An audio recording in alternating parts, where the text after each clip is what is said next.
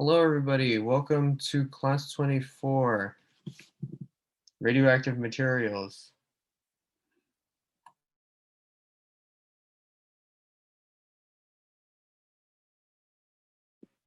Cobalt.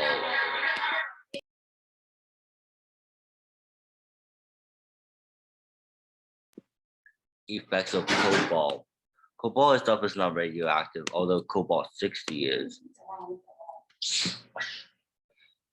It is a synthetic radioactive isotope of cobalt with a half-life of 5.2713 years. It is produced artificially in nuclear reactors.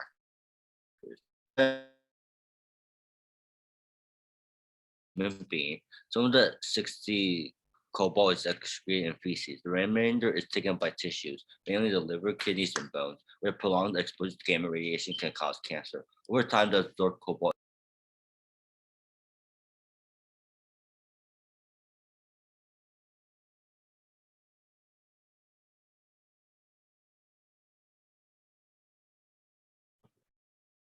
Thorium.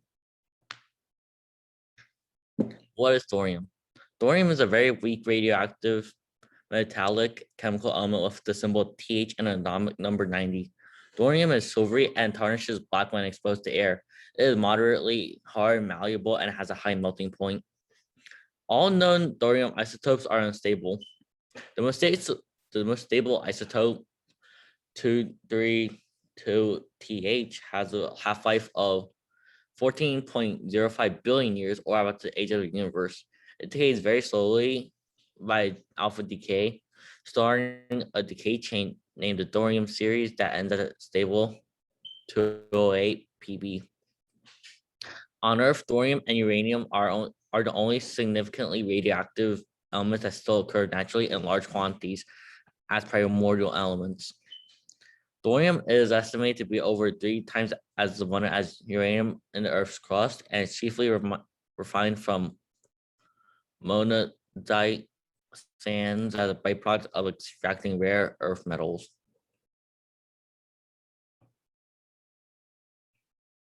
History of thorium and applications. Thorium was discovered in 1828 by the Norwegian amateur mineralogist Morten Drain Esmark and identified by the Swedish chemist Johns Jacob Berzelius, who named it after Thor, the Norse god of thunder. Its first applications were developed in the late 19th century. Thorium's radioactivity was widely acknowledged during the first decades of the 20th century. In the second half of the century, thorium was replaced in many uses due to concerns about its radioactivity. Thorium is still being used as an alloying element in the TIG welding electrodes, but slowly being replaced in the field with different compositions. It was also a material in high-end optic and scientific instrumentation, used in some broadcast vacuum tubes and as a light source in gas mantles. But these uses have become marginal. It has been suggested as a replacement for uranium as nuclear fuel in nuclear reactors. Several thorium reactors have been built. Thorium is also used in straightening magnesium, coating tungsten wire, and electrical equipment, controlling the grain size of tungsten in electrical lamps, high temperature crucibles, and glasses, including camera and scientific instrument lenses. Other uses for thorium include heat-resistant ceramics, aircraft engines, and light bulbs. All right, next I'll be presenting radon. What is radon? Radon is a radioactive gas you can't see, feel, taste, or smell. It starts out as uranium, a heavy metal found in the ground and most rocks on the planet. When uranium decays, it turns into another metal called radium. When radium breaks down, it becomes radon. Radon gas leaves the soil and becomes part of the air and water. It can be in the air around you, but it's usually in very small amounts that aren't harmful. Large amounts of radon cause health problems. Even though it's a natural gas that comes from the earth, it can be toxic if you breathe in a lot of it over time. Okay, its effects on health. When you breathe in radon, it gets into the lining of your lungs and gives off radiation. Over a long time, that can damage the cells there and lead to lung cancer. About 21,000 people die each year from lung cancer related to radon. There is not a particular way to protect yourself since radon is a natural gas from Earth. However, you can test radon levels with a radon kit to make sure your environment is within safe levels.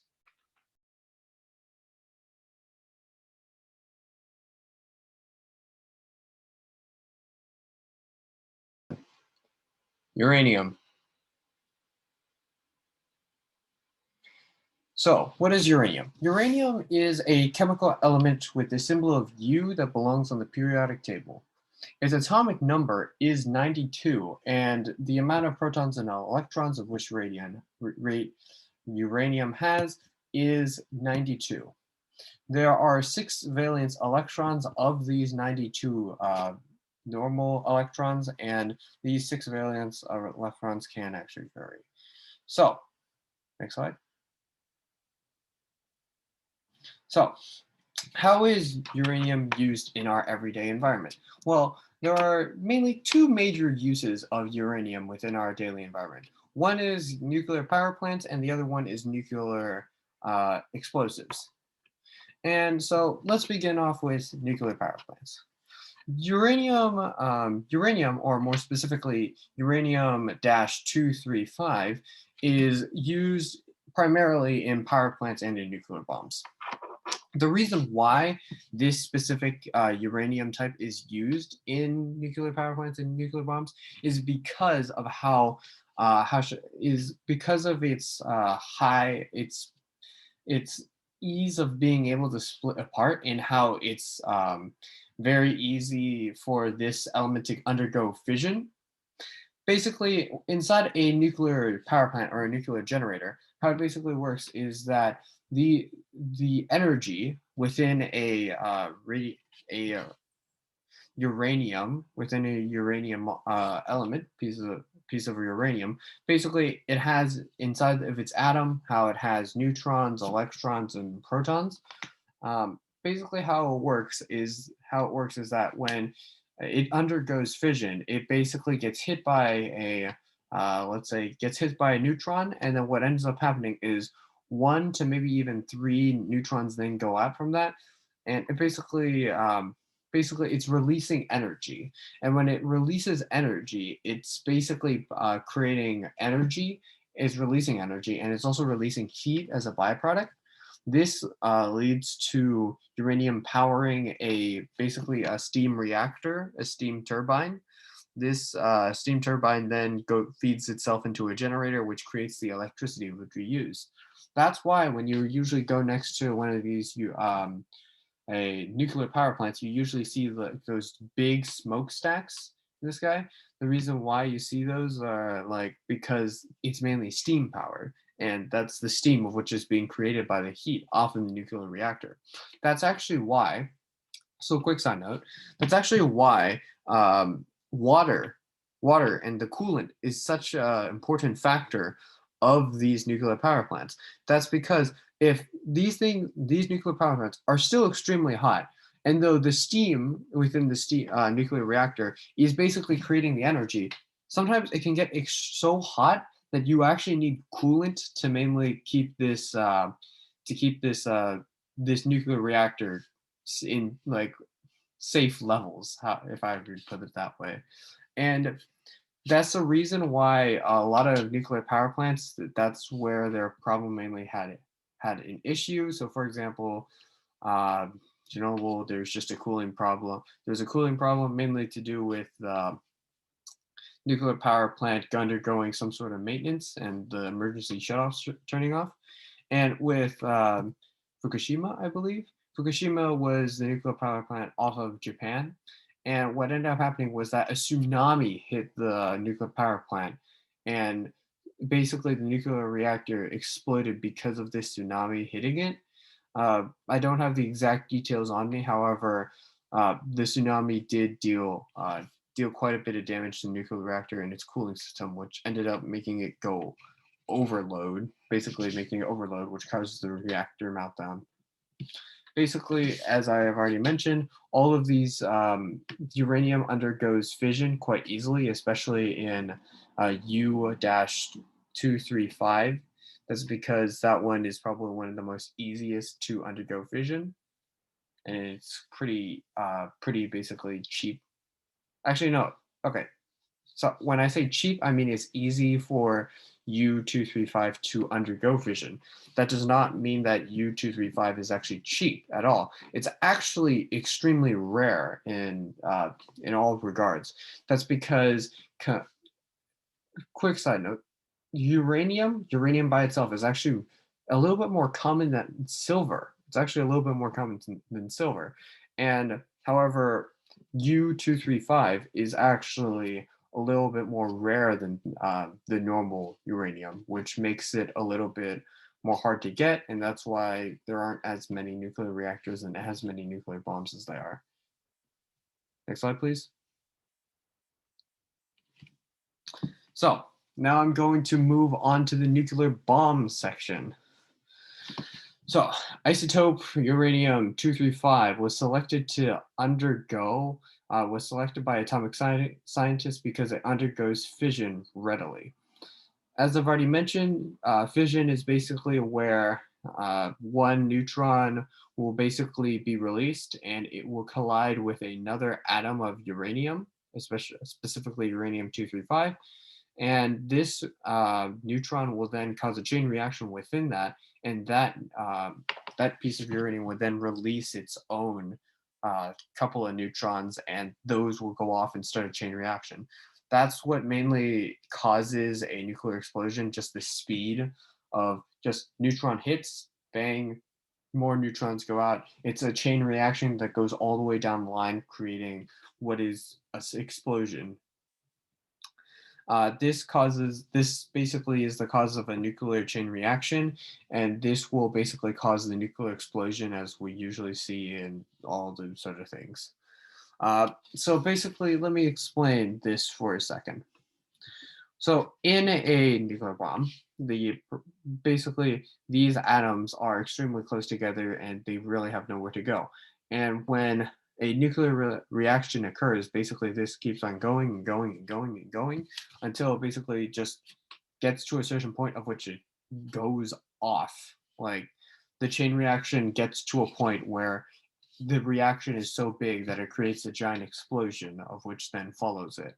That is basically what happens in a nuclear explosion. And because of that, there are actually two different types of elements that are actually used in this. I believe it is uranium-235, as I've already mentioned, and the other one's actually plutonium-238, if I believe. I believe the other one is plutonium-238, which is also a nuclear explosive.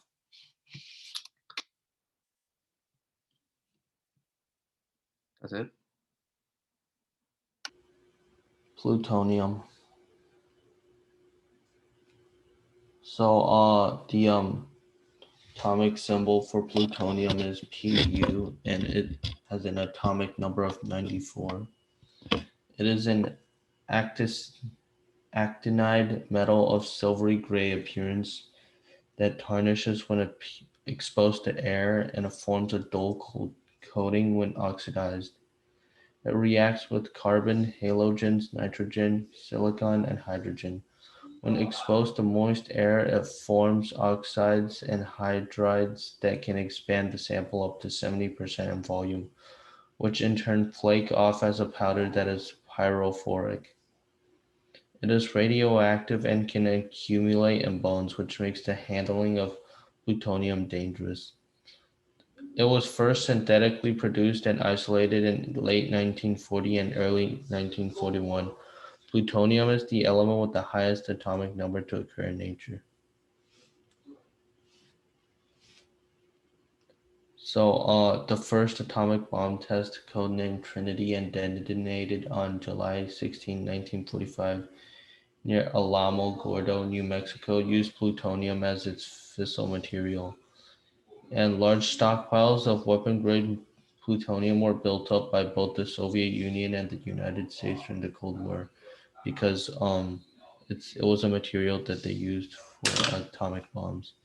And a few milligrams of plutonium per kilogram of tissue is a lethal dose? Cesium. Cesium is found in the minerals polysite and lepidolite. Cesium is produced as a byproduct of the production of lithium metal. More than 2/3 of the world's reserves of cesium are found at Bernick Lake, Manitoba, Canada. Cesium is used to help drill oil and make vacuum tubes. The most common everyday use for cesium is with the GPS on our cell phones. Cesium is found in the chemical element of group 1 of the periodic table, which is in the alkyl metal group.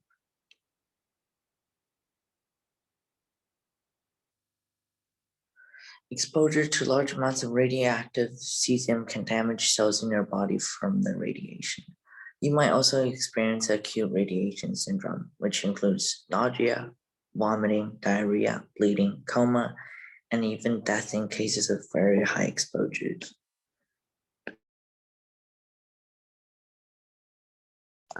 Radium.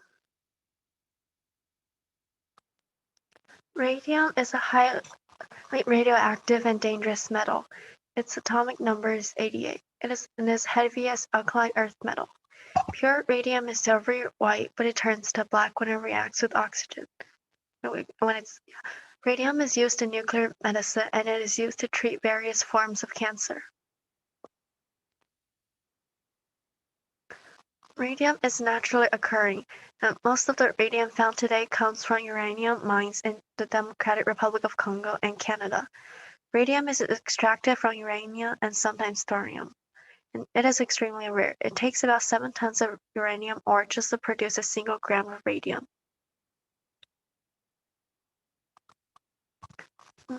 Radium is highly radioactive. Low levels of radium can be found everywhere in soil, water, rocks, coal, plants, and even food, but that it is relatively harmless. High levels can be found as waste from former radium processing and manufacturing facilities. The health effects of radium depends on the amount of radiation a person is exposed to. Exposure over a long period of time can lead to increased chances of cancer, particularly lung and bone cancer. High amounts of exposure can lead to negative effects on the eyes, teeth, blood, and bones.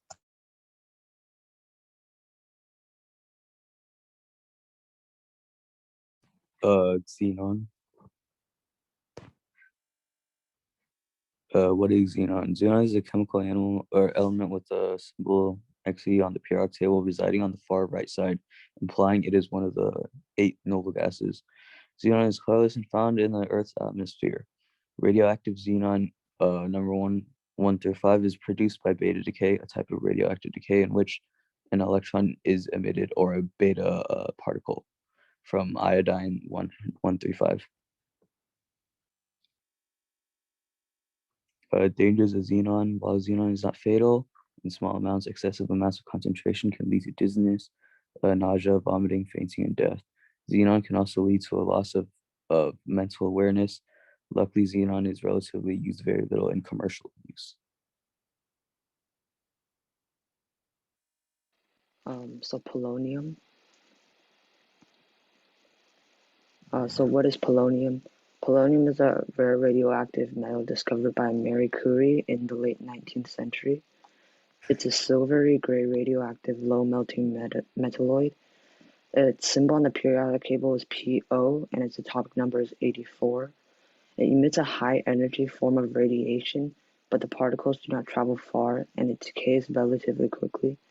It is one of the deadliest toxins, and it's around 250 billion more times toxic than hydrogen cyanide. So, harms of polonium. If it enters the body through inhalation, swallowing, broken skin, the results can be fatal. Scientists believe that 1 gram of polonium, 210, can kill 50 million people and make another 50 million people ill. When it is swallowed, it becomes concentrated in red blood cells, before spreading to the liver, kidneys, and other body parts that can affect red blood cells to reproduce.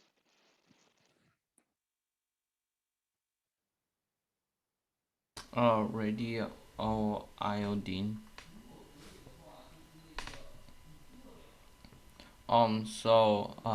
Iodine is essential for the body, and then it's a black mineral that melts at 114 degrees Celsius and boils at 184 degrees Celsius.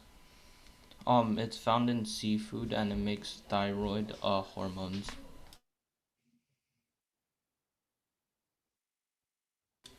So there's this special type of iodine that's called radioactive iodine. Doctors use it for X-rays, and it's also used to treat it's used to treat thyroid disorders. And then the thyroid, basically it controls growth and it heals wounds for you, so it's very important.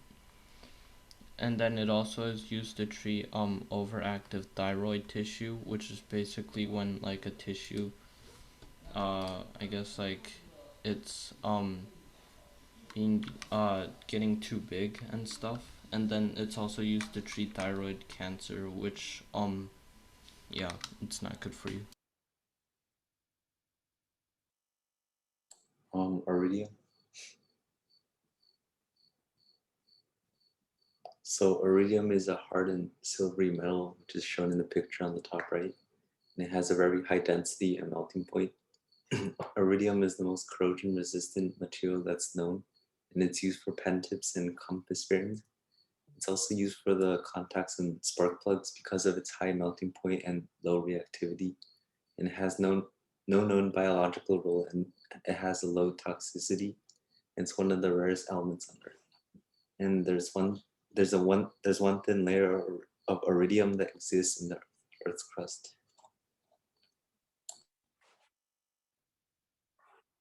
Barium. Barium is the fifth element in group 2 and is a soft silvery alkaline metal. Barium is used in vacuum tubes and fluorescent lamps. Barium compounds are used to make paint, bricks, tiles, glass, and rubber. How does barium affect our health? Small amounts of water-soluble barium may cause a person to experience breathing difficulties, increased blood pressure, muscle weakness, swellings of brain and liver, heart damage, and stomach irritation. And large amounts of barium can cause paralysis and death.